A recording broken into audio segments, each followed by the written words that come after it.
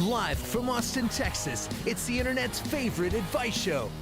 Answering for a friend. Now, here's your hosts, Clint Baker and Mia Harms.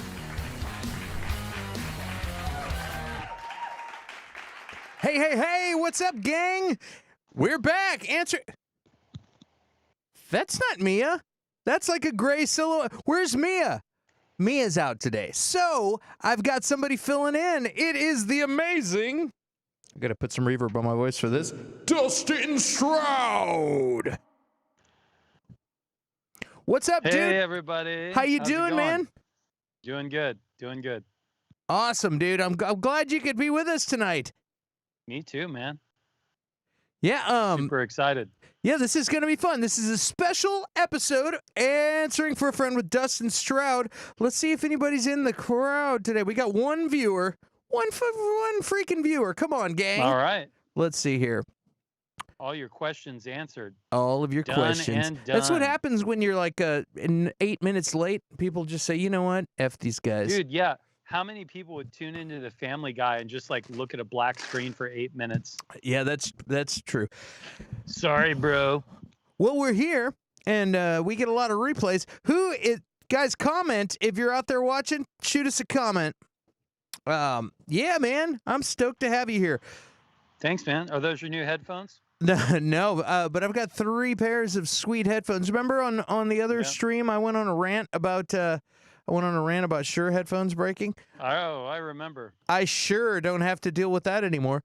I've got a bunch of Sony MDR 7506s. To the layperson, that means absolutely nothing. But before we get started, guys, I need you guys to like, share, subscribe, click the notification bell. I'm going to do another air horn for Dustin. Oh, that's a buzzer. There we go. Buzz me. Yeah.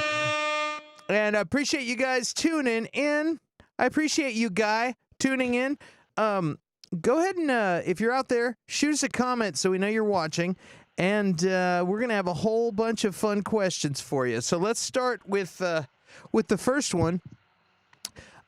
We got questions about real estate. Those of you who don't know, Dustin's a realtor and a musician and a dad and a badass. So he's lived all kinds of life. Me, they say, hey, you don't have any kids, Clint. You're single. Why do you get off? Why do you get to give advice? And it's like, well, I have a YouTube channel and you don't. So and a lot of people don't understand that you're married to your work. That's right. These are important. These are like your children, these episodes. That's right. And when you've failed as many times as I have, you know how life works. No. So here we go. Let's go with the first question. Can I still post / laugh at memes even though I'm 60 years old? Do people just look at me as an old guy asking for a friend? Can I field this one? Yeah, go for it, man. Dude, you absolutely can. In fact, you pretty much have free reign to post whatever you want. And then you can just act like you didn't know what you were doing, like you're somebody's like parent. Like, oh, I didn't know everybody could see that. Yeah, post whatever you want, man. You're 60. You paid the cost to be the boss. I couldn't agree. I couldn't agree more, man. Yeah. Besides that, I can't wait till I'm 60. You can't imagine the terrible crap I'm gonna post and be like, I didn't know. I thought that was a kitty cat meme. I would be failing if I didn't say that 60 is the new 50. That's true. Yeah, but yeah, it's like you've got all kinds of experience, and that's when you have the most to give, really, as far as statements go. You put all your physical labor and everything else when you're young, and all your new groundbreaking stuff. When you're young, you're dumb enough. This is what I figured out. You are dumb enough. You don't know that you can't do something. So you will pave new ground and discover new things that have never been done before because you're too stupid to realize that you can't accomplish it, and you will accomplish it because of that. It's a it's a fearlessness you have when you're young. But what you have when you're old is the wisdom of all of the mistakes that you made along the way. That's right. Yeah, and so that's and the bank account that holds all of your fucks to give is like preciously low. And you can generally get away with a lot more. Exactly. So, all right. Well, let's move on to the next one. This is a pretty fun one. I'm sorry, watching audience if it jerks around. I'm so low tech. I'm like 45 going on 60, and I'm also trying to dodge giant mosquitoes out here in Georgetown. So I'm outside. All good, man. All good. The next one, this is a grown-up question. Of dealing with others. I just thought this was pretty funny, so I was like, all right, I'm gonna go ahead and answer that one. For those of you who don't know, I take questions that are asked, message to us on our pages and stuff, and when I'm running low on questions, I will jump on Reddit and look for people that are looking for advice, and I will take those Ooh, questions. Yeah, that's where when my question reservoir is low, that's where I go. Clint, What's up? you sly dog. I know, I'm diabolical. I'm like, how That does is awesome. well, it's like if those of you who don't go on Reddit, there's just an infinite universe of questions and comments, jokes and memes and stuff. So Super rando stuff too. rando stuff and It's like a gold mine. yeah, so I can find all kind and they're honest questions and I say, if this guy's asking, somebody else wants to hear it. Let's answer it live. So here we are. So what I'm trying to say is this show's fixed because I get to select the questions. Yes. All right. So next to me has trash problems. My backyard is riddled with boxes, wrappers, bags, etc. What should I do to fix this? Asking for a friend. All right. Well, this is a question about neighbors. How do you deal with your neighbors? Yeah. How do you deal with your neighbors, Dustin? And how would you deal with this? Well, you can go, talk to me about purchasing 3.65 acres of land, and then you won't have acres, neighbors, because those neighbors have acres, and then you're, farther apart. But so with this question, was it actually a Dollar Tree, or are they like, being classist and like slandering their neighbor by saying like they're pretty much a Dollar Tree, like garbage dumpster fire of a neighbor, or are they actually next to a Dollar Tree? No, they actually, if they're next to a Dollar Tree, they have zero recourse because there's not really anybody. They can talk to the manager, but I suspect it's going to be like Pop Copy, that old Dave Chappelle skit where they're like, let me talk to your manager. Guess what? I am the manager. You're done. It's probably exactly right. Well, I mean, what do you do? Do you contact corporate dollar store? Do you could you sue them? You can't sue them because you'd have a hard time proving that they've done some kind of real damage. You'd also have a hard time proving it came from Dollar Tree because you have to prove. What if the bags all say Dollar Tree? Well, you'd have to prove that Dollar Tree is the one perpetrating the ongoing thing or whatever. It's not an easy civil case. Yeah, that's true. I was like passive aggressive. I feel like I would just gather all the trash up and put it in front of Dollar Tree. Then I'd probably I'd probably get a littering charge. You know what I mean? Yeah, from doing that. You'd get the charge on that. Yeah, you'd catch a case on that one. What I would do if I wasn't like married or have kids, I'd just walk inside a Dollar Tree with my own trash and like turn it upside down and just like dump my own garbage can inside garbage tree. Here you go, people. Hold on. First of all, you've got to look at your own life decisions that you either bought a place or rented a place right next to Dollar Tree. That's true. That's true. Yeah. All right. Not being a jerk or nothing. No, it's true. I mean, and that's pretty much. It must be a musician. You're like the only place a musician could afford a place was in front of Dollar Tree. Right now, I'm a realtor, dude. I know what that person said. They're like, it's next to a Dollar Tree, but it's probably going to be all right. I mean, probably won't be a problem. Right now I'm sharing the link. I realized I never shared the link on Facebook, so I'm sharing. My wife Sue was like, "Hey, do you want me to share this?" I was like, "Yeah, totally." And I was like, "Nah, I don't know." What do you mean you don't know? All of our friends already think I'm a weirdo. That's true. Me included, but yeah. But yeah, I could absolutely share it. Hold on a second here. Sharing. Yeah, she could share it. I'm sharing this right now. Copy link. Paste. Share. All right, cool. Yeah, I was gonna do this. I was gonna do this in my car, but Sue was like, "That's too embarrassing, man. To be in your car? That's You're how. gonna look like a sad. You're gonna look like a sad person. Like, you know." All right. Well, let's go on to another question. Here we go. Yeah, man. So I asked a girl out on a date, and after talking to her more, I guess chatting probably on the phone, Sure. I'm not sure I really like her at all. Like her all that much. Should I go anyway or bail on the date? Asking for a friend. Hmm. That's a good question. It depends on how old you are and how much time you want to get back at the end of your life.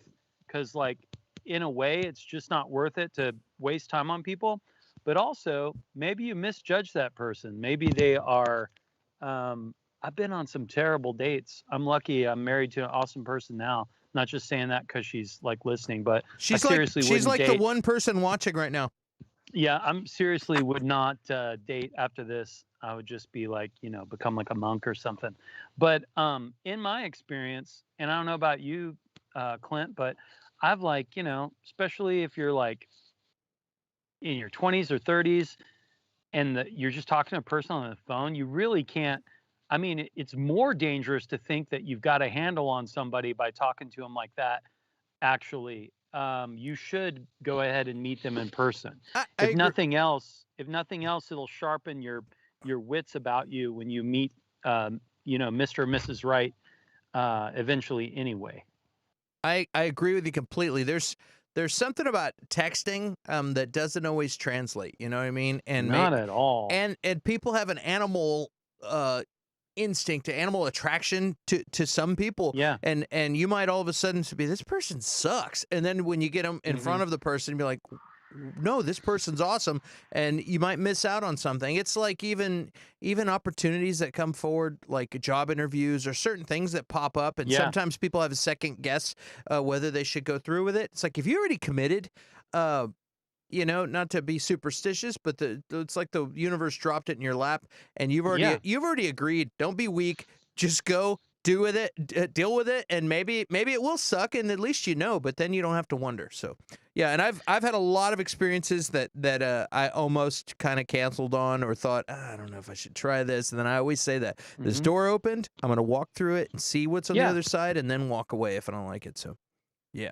Plus, wouldn't you hope that if you weren't on your best day, some other person would give you the opportunity? Exactly. Yeah, and I'm usually not on my best day, so it's I'm so absolutely. Well, let's jump to the next question. All right. All right, and this is funny. Being that you've got two people on the screen that are in a band called Ritalin Kids, I thought this was a funny question. Do you have any tips on dating a person with ADD or ADHD? Asking for a friend. Oh, I got a tip. Don't be boring. Like, no, they say, like to quote Mike Zero, it's been best described as that when you're trying to communicate with someone with ADHD and to, keep their focus or whatever, and especially if you're like dating them, you can reach out and touch their hand while you're talking to them, or like, be more physically engaging with them. I'm not saying like you need to like be touching them all the time, but anchoring them, like finding a way in conversations to anchor them and getting their feedback more often in the conversation. Like, don't just talk for 20 minutes and be like, what do you think? Because I think I'm a little ADHD and I probably zoned out 5 or 6 times during the conversation. Yeah. And it's a roll of the dice whether I'm fully following you if you haven't like captivated my attention. Dude, I zoned out 5 or 6 times just in your response. While I was talking, yeah, just now. Yeah, that's absolutely a good one. And asking questions a lot. You know what I mean? What do you think about that? Things like that. That does keep people engaged. And for sure, not rambling on forever. And also, when that person's talking, I've been in relationships where they're like, where I'm just going off. I'll go off the rails and like off of the sacred timeline, if you will, and like I'll go off the rails, and then be like, "Hey, Clint, movie, or whatever the subject I'm talking about, which reminds me of that TV show. There's this one thing that blah, blah, blah. Clint, the movie you saw, was it Yeah. good? I'm like, oh shit, sorry about that. I just went off on a side thing. Yes, it was good. And then, sometimes you got to reel them back in when they go off. So I thought that was a fun one. So, all right. And, That was a great question. yeah. And of course, Ritalin helps. I'm just kidding. Here we go. Oh, yeah. Next one. 23 and female, this person is. That was a Yoda statement, if ever. 23? Yeah. I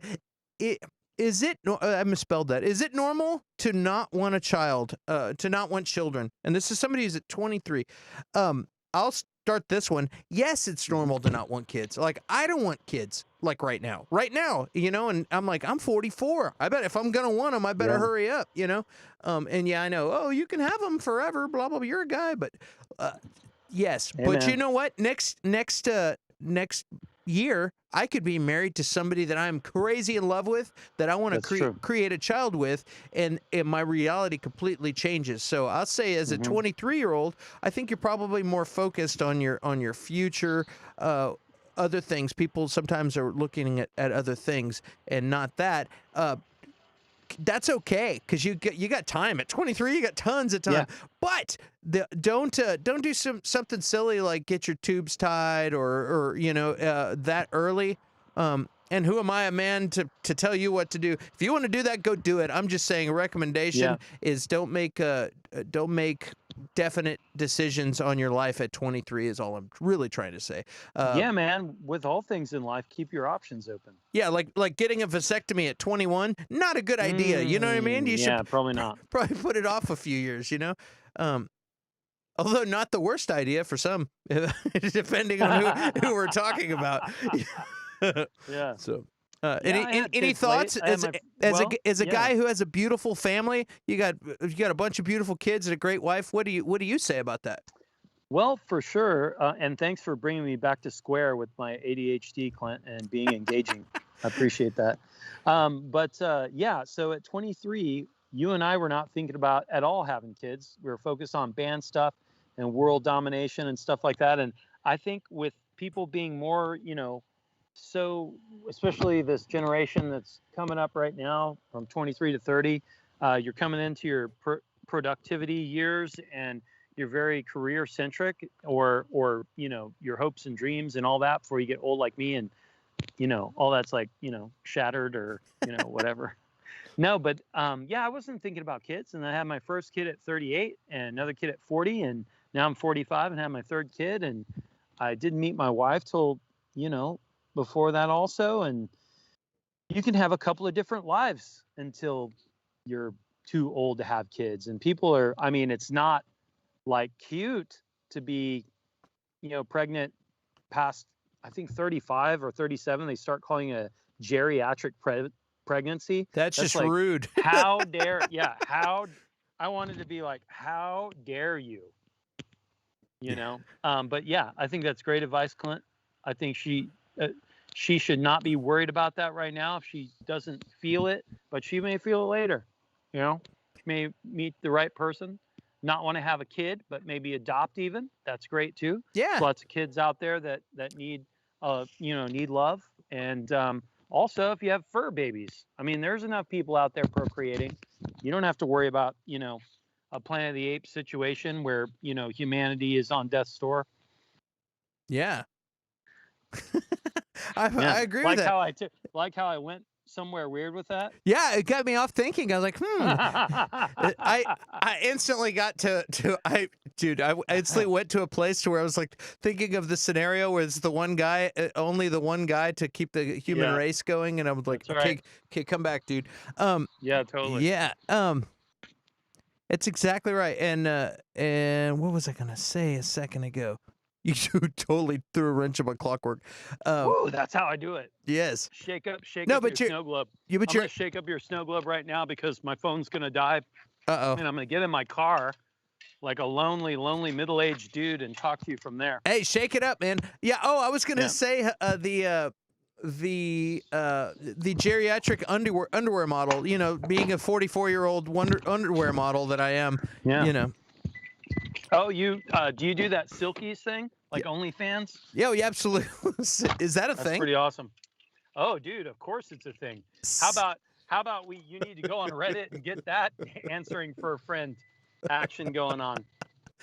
I was How coy you were with that, Clint. I really like that. Oh, is that a ooh, is thing? that a thing? I like only flans is the joke. Only flans, Yeah, that's the dude. joke. That's Mia's joke. She makes all the time. Dude, Only flans. that's genius. That's like comic gold. I Uh, hope this doesn't like mess anything up. Me plugging this into my car. We'll see in a second here. You're frozen there, but I still see you. So How about now? I still see you. You're a Better? little jittery, but you're coming back. I think Okay. as your battery gets better, you're all right. But Yep. you can still hear me, right? All right. Yep, I can hear you. Can you hear me? Yeah, I got you. You're still there. All right. Man, folks, I apologize. Clint like had to dig deep and you know, unfortunately got the most unprofessional Dude, un- now it's like one of those people on Facebook that jumps in and gives their thoughts for the day, you know, totally yeah, an inspirational it's thing. time to So I was live driving life in my car. live life love, guys. Live life Yeah. love. Let's get the next one, and this is actually a timely question. How do I stay? And I put this in here because as a guy who knows you well, I've Mhm. seen you be successful in music, Mhm. and I've seen you be successful, a successful father and a successful realtor, and for somebody younger who is just trying to stay motivated, and succeed. Do you have any? What is your advice to that person? Well, my Besides advice, the old Gattaca yeah, speech, you know? that's right. Yeah. I was about to say like I was really crazy and didn't give myself something to fall. You know, they say if you know, give yourself something to fall back on. I never allowed myself something to fall back on, so I never fell back because there's nothing to fall back on. But I would say this, being a little bit older man than when I started, obviously, um, staying motivated is a good way to think about it because getting motivated or whatever, it's not like taking the cure to something or getting some kind of a shot in the arm like, whew, I'm glad I'm motivated now. It's like going to the gym. You have to service yourself. And like I don't mean, you know, yeah. You someone Well, that asking helps me. too. That helps too if you want to keep and stay motivated as a young man. But you have to service yourself. You have to check in and it's not a bad idea to write down your goals and to have a way to gauge success is figuring out a way to make tiny adjustments to arrive at a big to in the end enact big change. It's all success is all the tiny little bitty decisions you make every day. It's not the big decisions you make in life, although some of those are important too.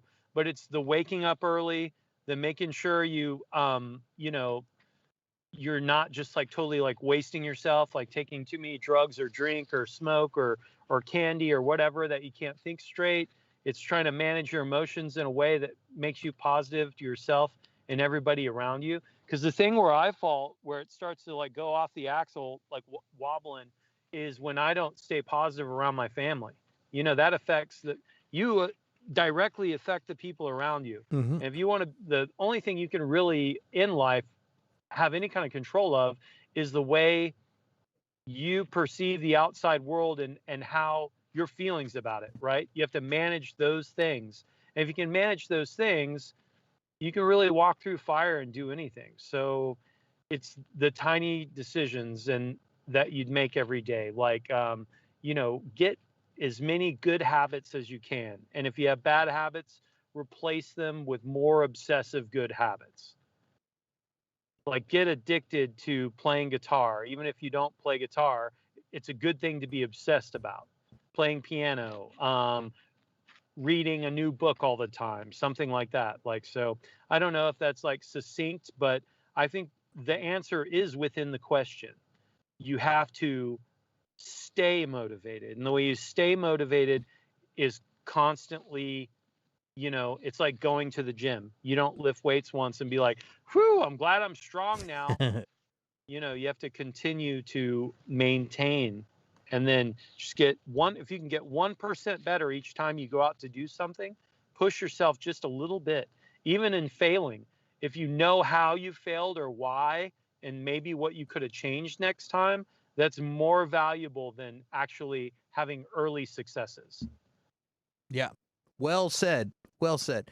Yeah, that's true. I've noticed that too is like habits and things. It's like if you Yeah. it's those choices. So it's like, okay, if you're on your way home from work, if you decide to stop at Baskin Robbins every time, Hmm. and that becomes your habit, and then next thing you know, you're doing it you've gone to Baskin Robbins every day on the way home from work for a year versus going to the gym every day for a year. You know what I mean? Yeah. Now it depends what you want to be and what you want to do, and everybody's got different ideas of what they want. But if your goal is to get in better shape, then clearly you should make the right choice. You know, Right. it is crazy. I noticed myself with just little things. I'm a creature of habit, and I will get even picking up certain things like a diet that I'm doing for a minute. You know what I Hmm. mean? And it's really funny how I can go militant all of a sudden and be doing keto militant, and I'm like, I want nothing Yeah. to do with the other stuff, and that's how. And then one day you change,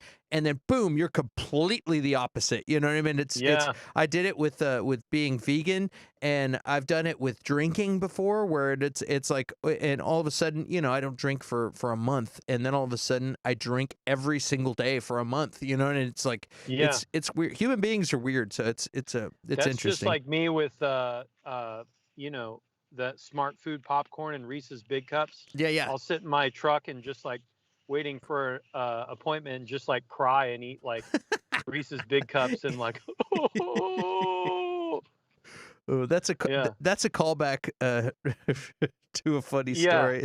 that's right. Uh, White Lightning. yeah. Oh, That's that's right. funny. We had a friend who told us a story about his little brother couldn't keep it together. His little brother was a pudgy kid, and Yeah. they used to pick on him. And but one day he found his little brother out in the woods eating Oreos and crying because he couldn't No, control. man, it was It Soft was Batch. It was a bag of Soft Batch cookies. oh, That's it what was was so it's funny so about it, is it's that it was just so specific.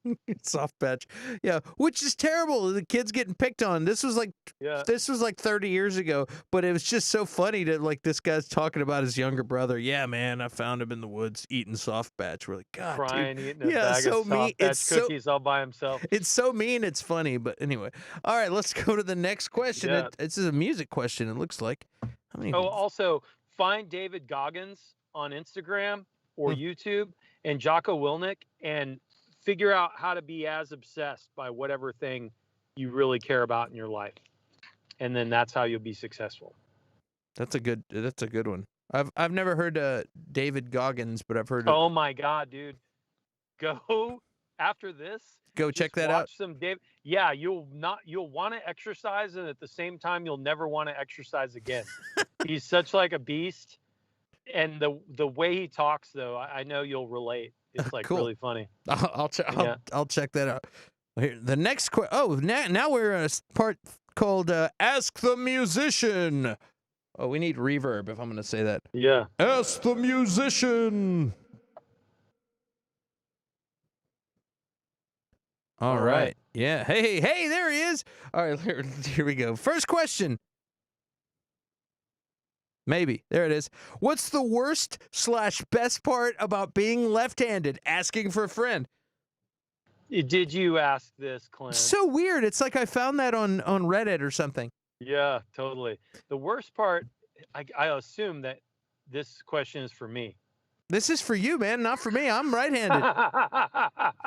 Just kidding. What's the worst? I'll answer it for me. Worst part about being left-handed is being left-handed. The Yeah, best part totally. about being left-handed Being right-handed is in real life yeah, I got nothing. Go ahead. is that you always get to do the stranger. You always get Yes. to dance with the stranger. The worst part about being left-handed by far and away is going to a Guitar Center and having somebody tell you that you're holding it wrong. You're holding the guitar upside down. Hey man, you're holding the guitar upside down. if I had $1 for every time somebody said that, I could shove all that dollars in those people's mouths and choke them to death. That's what I'd hope to do there. But yeah, that's the hardest thing about being left-handed is people freaking out about you doing something backwards.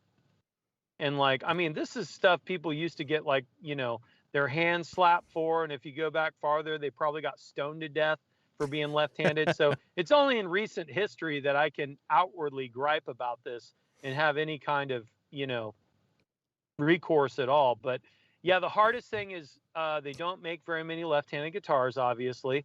It's kind of like He's a witch. yeah, totally. He's a witch. Burn him. Yeah, all the cool guitars are not made left-handed. And if you remember when I was endorsed, like this is going to be my hashtag humble bragging, they only had stupid colors of the guitars. You remember that? Like I got Oh, an yeah, you Ernie get like ball, but it was like orange. It was purple. orange. Yeah.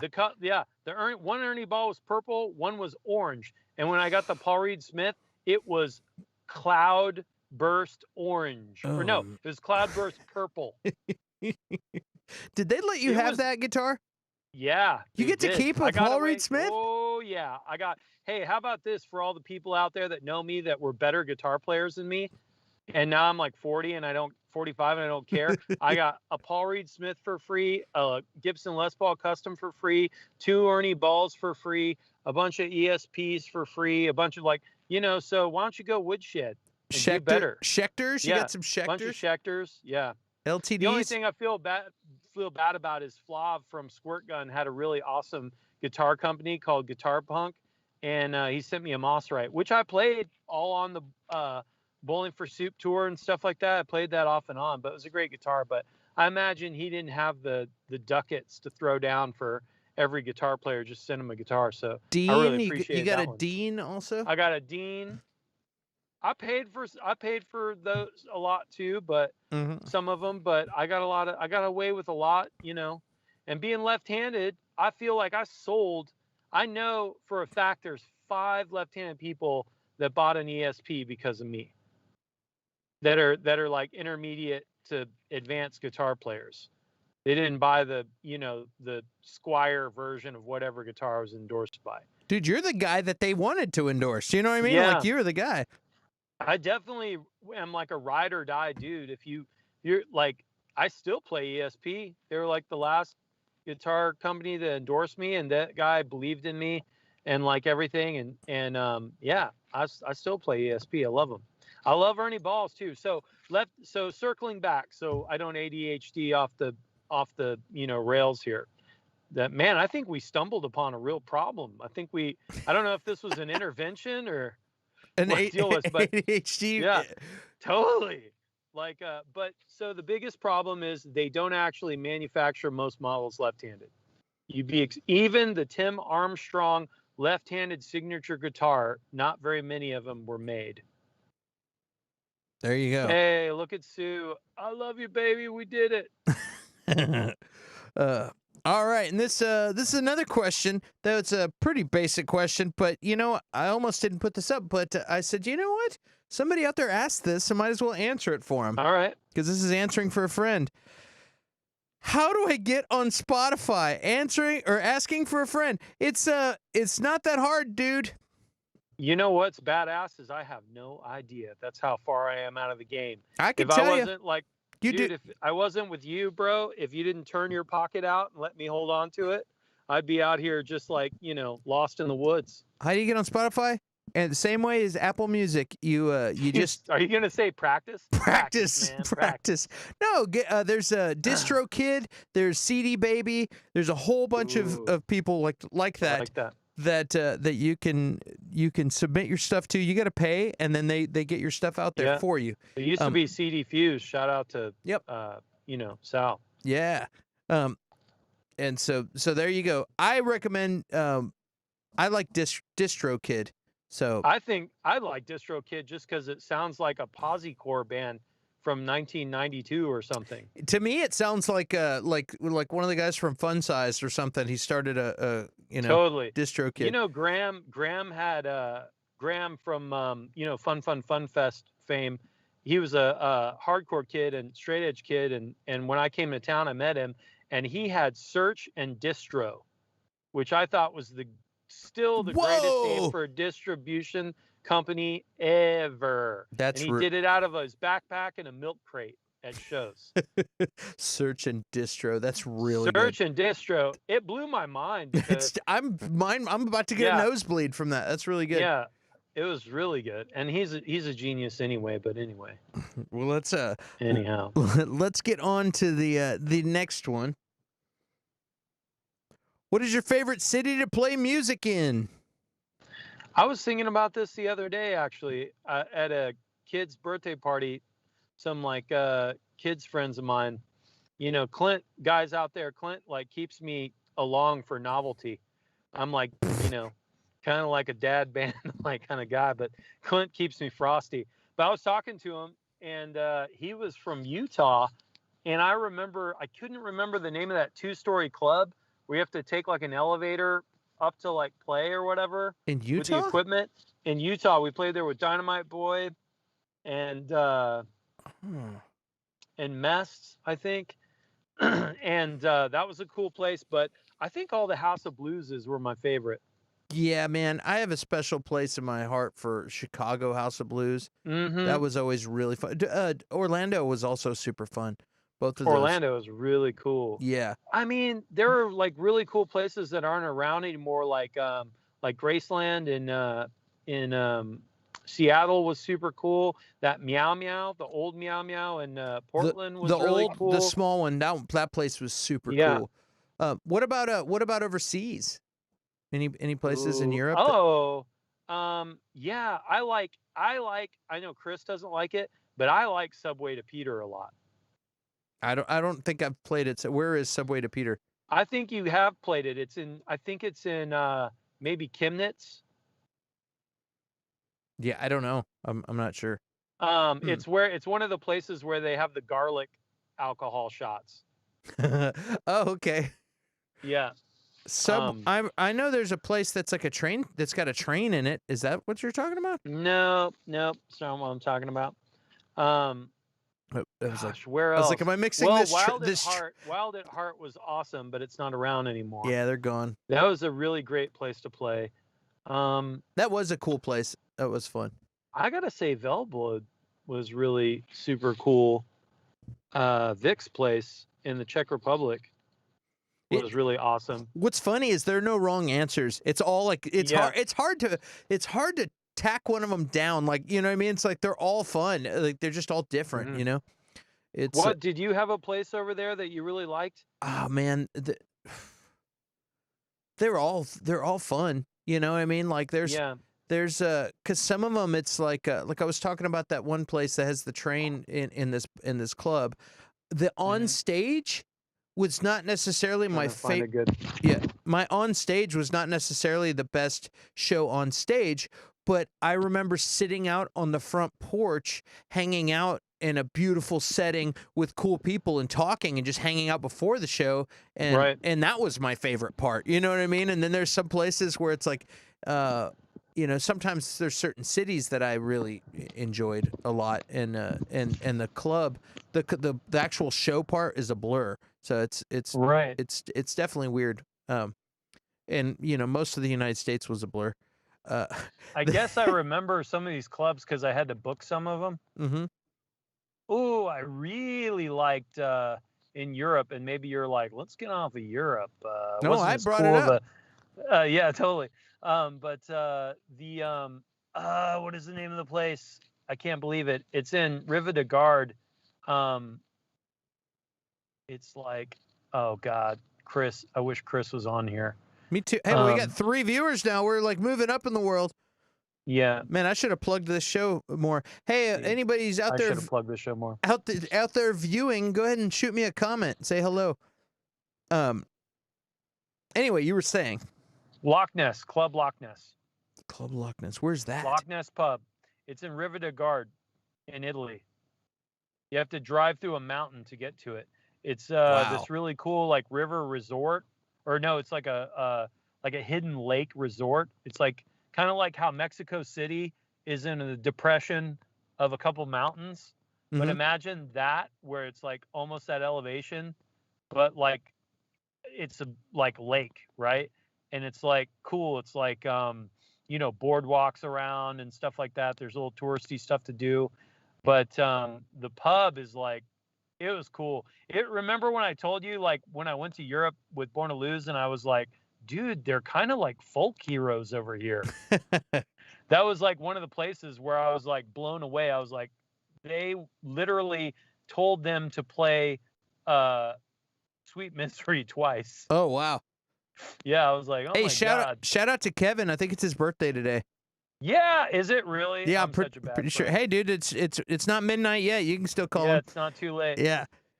What's up? I got Mark Keebler Adams. Keebs, what's up, dude? And then I got Sergio Garcia. ¿Qué pasa? Raza. Yeah.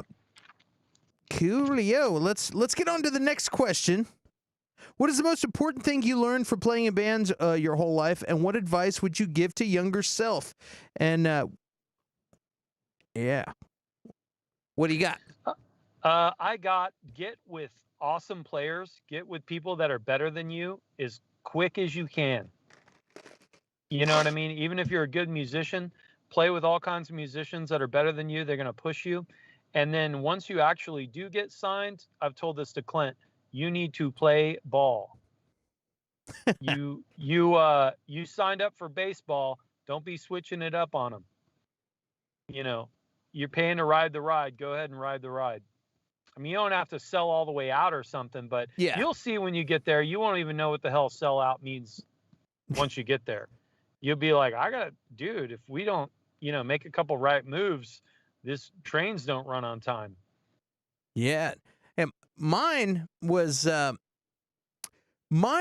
you don't have to be right all the time. That's a good one. And that's a good one for life. You know what I mean? Like you're working with other people, you're in a relationship with other people. It's like a four-way marriage, which is that's almost a cliche. Everybody says that, but it's true. And if you want to be right, you're gonna find yourself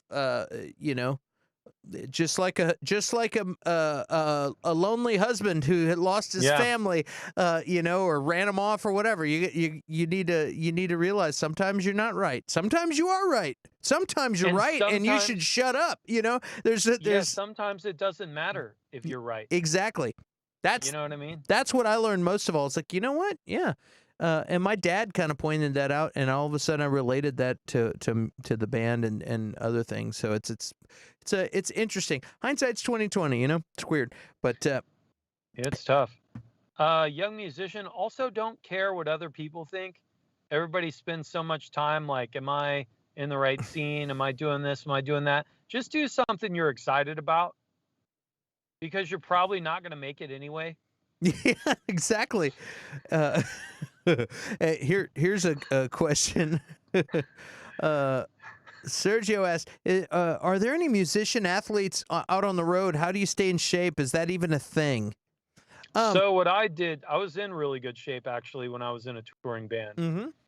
And I woke up before everyone else, and Clint can, back me up on this. And I would run at least a mile a day. I'd do push-ups and sit-ups. I would try to eat as good as I can. You can't always eat super good on tour, but they didn't have keto and stuff like that back then. So I just tried to eat like, salads and greens. And the joke was Dustin eats green beans out of a can in the back of the van. Dude, but, that was some Dr. Seuss right there. I don't know. I don't know if you remember, but I used to get up and do push-ups and crunches and run. Man. I would run like right. that. Sometimes that was the only parts of the city you actually got to see besides the club. You know what I mean? Yeah. Like you go on a 20-minute run and you actually get to see like, hey, this is what Cincinnati looks like, or whatever. Yeah, man. Yeah. That's actually a really good. Yeah, Cincinnati was actually really, people kind of dump on Ohio, but Ohio is beautiful. Yeah, yeah. And I also like Minneapolis, St. Paul area. Mm-hmm. I always like getting up early when the sun's coming up and running there. Yeah, man. So, and also I used to do all those military things like for push-ups and pull-ups and climbing the wall and stuff like that. Signing me up for the military. That's right. Getting the t-shirt. I've signed you up. I've signed you up for every branch of the military. It's a funny story. Yeah, I used to get woken up by Army recruiters and say, "Hey, is this Clint Baker?" Or blah blah blah. Dustin would sign me up so he could get the free T-shirt, and then they would start calling my phone and wake me up. And also, I thought it would be funny if, I did like passed all their, goal things to like ask you to sign up and then sign Clint up, because it's just funny. It's before like there were a whole bunch of telemarketers. So it was like, Not cool, man. Not yeah, cool. pretty legendarily funny. It looks like I did something. Hold on one second here. On Warp Tour too, like keeping on the question, there used to be dudes that would have like trailers just full of like workout equipment, and they'd like dude up and bro up and like lift weights and spot each other and stuff. Yeah, there were Autopilot Off used to pull the weights out. Remember that? Yeah. Yeah. Here, and now we're gonna play a thing called Ask the Realtor. Woo! Yeah. Here's where I could potentially get myself into trouble, as if I didn't already. No, I'm gonna ask a bunch of softball questions. Bunch of generic questions for people that don't know what they're doing. Let's see here. And we'll do a speed round because we've been on here. Cool. We've been on here long I love enough. Speed rounds. Yeah, we'll do speed round, and if you want to elaborate on something, or if you're just like, dude, this is weak, pass. We'll just pass. Okay. All right. How should I prepare? How should I prepare my house before selling it? That's something that you should have a discussion with your realtor about. I'm not your realtor yet, but if I was your realtor, I would have a consultation with you. I'd go through the house. Generally, like if you can all do it, every realtor, let me tell it doesn't matter how they say, "Oh, I love your furniture." No, all of this is perfect. Every realtor would rather sell an empty house or a house that's been tastefully staged.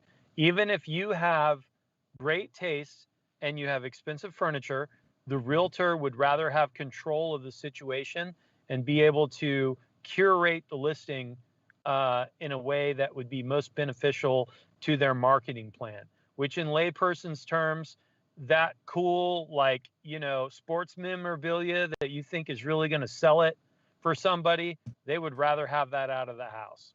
There you go. What? Yeah. Next question. So to get it ready, have a consultation with your realtor. You're going to need to clean and declutter. Everybody declutters into the garage, which is fine. When you're selling a house, everybody fully expects to open the garage if the house is like not vacant, that they're going to find things stacked to the rafters in the garage. Because how else could you possibly make your house look like, the Kardashians live there if you didn't take all your tchotchkes and stuff them in places you could in the garage? Oh, let's see here. What is the selling price of my home? That is also something that is like super duper subjective. And we're going to have to look at all the market conditions in your market. So what's the selling price of your home? To tell you the truth, and this is lazy to say, but you're going to need real comparative market analysis, like from a realtor, from me. But if you want a within $20,000 expectation of what your home's going to sell for, just go on Zillow or Redfin, type in your address, it'll pop up. And what you'll want to do is to do that for several houses on your street to find consistency. Like they might value it weird, or there might be a glitch in their algorithm of how they value your house when you do a Zestimate or something.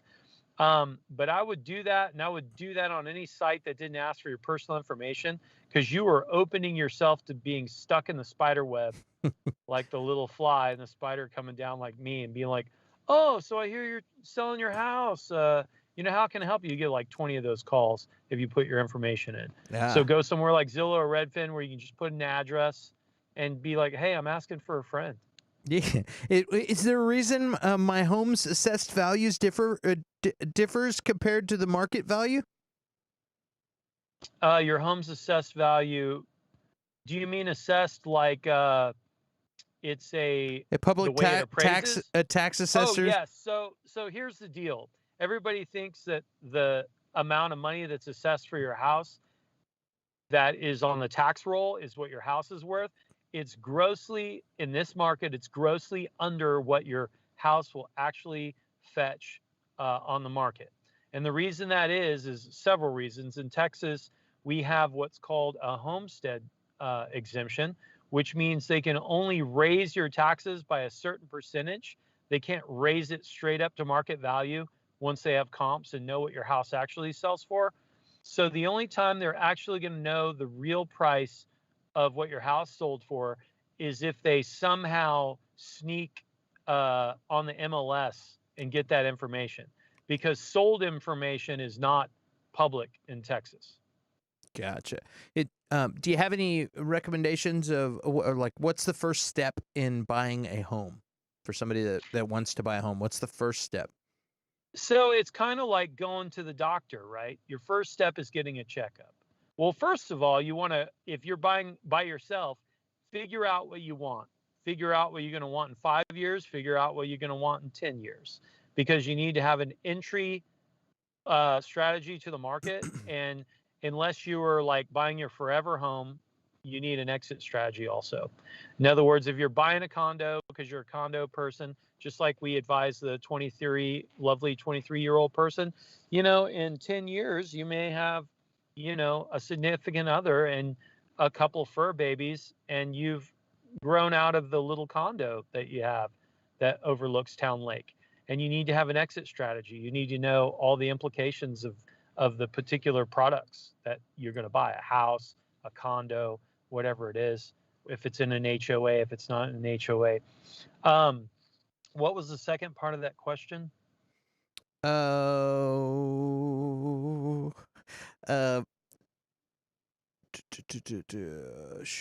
oh, that's a different one. What is the first step for buying a home? Oh, okay. Yeah. So getting the checkup. What I would do is I would go ahead and get pre-qualified. I know that's counterintuitive because you're like, I haven't looked at anything yet. But you're going to save yourself a lot of time and heartache because you need to know what you actually qualify for right now. So the realtor, the first step they're going to try to do without being a dick is get you pre-qualified, because they want to know what houses they should be showing you. You might have champagne taste on a beer budget. That's not your fault. You just like nice things. And we need to know what we actually should be helping you to get. You know what I mean? Not letting you have unrealistic expectations. It's like, knowing where you're going before you take off in a plane. That's the first thing you need to know. So you need to know the price point, and hopefully you're on the same page with either your significant other, with your partner, or with yourself in the market conditions, because it's kind of like your partner, that you're looking for what you're actually, what you're actually looking for, and you're priced right. And then your second thing to do would be to get with a real estate professional. Don't mess around and look online forever. A lot of people mistake advertisement for availability, which means they look online and it looks like there's a million things available. So they get into this analysis paralysis thing where they're looking at houses. Just get with a real estate professional. We do this every day, all day, all day, son, all day, every day. And a lot of people think that it was like, dude, I can figure this out on my own without some guy, that middleman that just wants to take a cut of my my purchase or my sale. You know what I mean? Like, a lot of people don't know, Clint, that the buyer in the Texas market is not responsible, at least until more people from California like tip the scales, because it's not the way it is in the California or New York market. The buyer is not responsible for paying any of the commission, and that's the renter too. The person that's on the buy or rent side, you're not paying your realtor. Your realtor is paid out of the sale, the proceeds from the sale from the seller side. Interesting. And what about what do you say to people that are trying to do a for sale by owner? They're like trying to sell it themselves. They may. It's an aggressive market.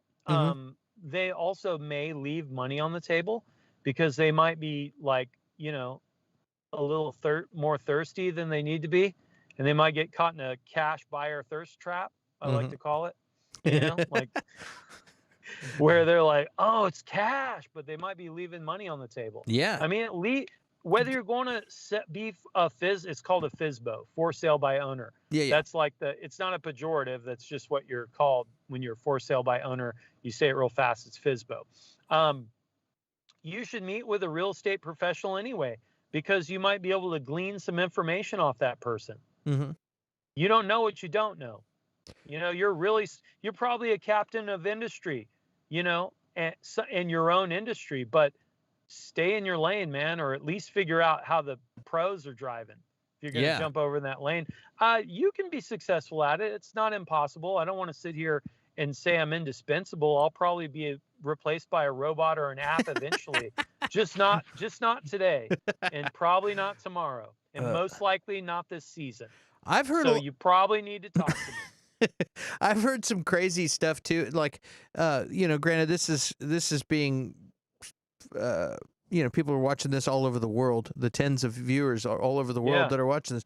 But you know, I've heard of crazy stories in the Austin market to where people are selling their houses and getting like, you know, $50,000-$70,000 cash on top of the asking price and stuff. It's a crazy market here in Austin right now. It's nuts. Mm-hmm. It's nuts. I feel like I would, at least me, I don't have any experience with the real estate much. I'd rather have somebody who's experience, who can shepherd me through the valley of the shadow of evil, you know. So anyhow, I like to think of myself as like kind of like your comes my wife. She's like pointing at like, we gotta take the trash out. At least well yeah, I'm always failing at something, guys. Here we go. Well, I'll do one thing right and then fail at the other thing. Well, while we're on that subject, I want to just mention that, guys, if you need help, suicide prevention hotline, guys, there's no shame. And we had Mental Health Month in May, and we want to encourage you, if anybody's having problems, guys, we got this hotline. Talk to them. If you feel like you're having a problem, so it's not this dire, call these guys anyway. Call somebody, and they'll get you on the right track. At least get you talking to somebody, because there's no shame in getting help or just finding someone to talk to. You know.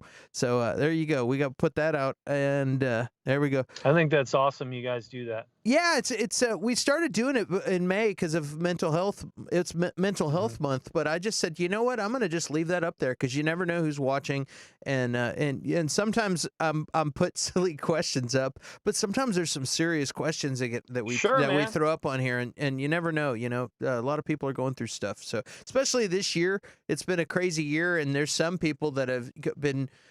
You know, I've been out of the house a lot, but there's some people that have been just at home and losing their minds, you know? So yeah, it's compounded too. It may have like latent effects, emotional effects. You know what I mean? Even though things are getting back to normal, you've been in the crucible, you've been in the pressure cooker for, you know, a year. Yeah, we've not had an apocalypse like this with the common knowledge of how to stay indoors, or even the intercommunication. Last time we had this, they didn't even have phones. You know what I mean? So it's like now we're all so connected, but we're also isolated at the same time. It's really, really weird. It's really weird, and where a lot of people find communication and camaraderie and able to connect, it's also synthetic. It's not real. So that's who knows the effects. But like I said, if you're having a hard time, guys, call this number. I'll go back to it. Boom. Call this number. Talk to somebody. There's people to help you out. And man, Dustin, I appreciate you coming on. You know, Mia was tied up tonight, and I hit you up and was like, dude, I need your help. Jump on with me. And I had a good time. Thanks, Sergio. Sergio said, good show. Thanks, man. Yeah. Thank you guys so much for having me. Yeah, absolutely, man. And guys, like, share, subscribe, click the notification bell, and let your friends know about the show. We're on every Thursday at 8 p.m. And we'll be back, and we're not going anywhere. So Dustin, have a good night, man. And everyone at home, thanks again for watching. And I'm going to go ahead and hit the outro music. And D, you can stay on for a second. I'll jump on with you on the phone once we get done here. But thanks again, guys. We'll see you guys soon.